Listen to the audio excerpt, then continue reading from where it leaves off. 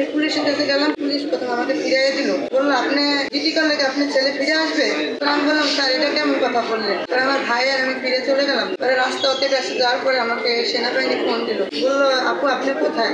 বললাম স্যার আমি তো পুলিশের কাছে পাঠাইছেন, তারা তো আমার কি নিচ্ছে না। ওরা বললো আপনি আবার ঘুরে যান, আমি ফোন দিচ্ছি ওরা আপনাকে যেতে বলছি। পরে আমি গেলাম, পরে জিডি করলাম, জিডি করার পর পরের দিন আবার থানায় গেলাম। পরে নাম্বার নিল, সবকিছু নিল, টিচার নিয়ে তারা আবার কেস করলো। এই 6 দিনের মাথায় আমার সন্তান আমি পেয়েছি র্যাবের হাতে।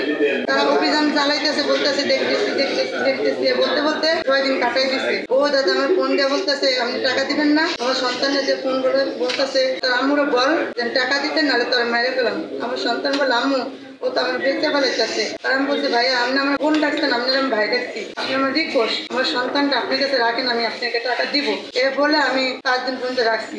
তখন 5 দিনের মাথায় আমি 5,000 টাকা পাঠাইছি। আগের দিন পাঠিয়েছি 2,000, পরের দিন উপরবেলা পাঠিয়েছি 3,000, তারপরে দিন আবার 1,000 দিচ্ছি, 6,000 টাকা দিচ্ছি। তারপরে একটু শান্ত হয়েছে। যেদিনকে র্যাব অভিযানে নামছে আর পুলিশ, তখন আমার ফোনটা বলতেছে আপনি প্রশাসন পাঠাইছেন? আমি কি না ভাই আমি কোনো লোক পাঠাইনি। বলতেছে আচ্ছা আপনি টাকা দিবেন না, এ বলে মোবাইলটা বন্ধ করে দিবেন। পরে আমি সব জায়গায় ফোন দিয়ে বললাম স্যার ও তো আমার ফোনটা হুমকি দিচ্ছে। পরে র্যাবেরা বললো আচ্ছা আপনি চিন্তা করেন না, আপনার ছেলে আপনি পেয়ে যাবেন কিছুক্ষণের ভিতরে।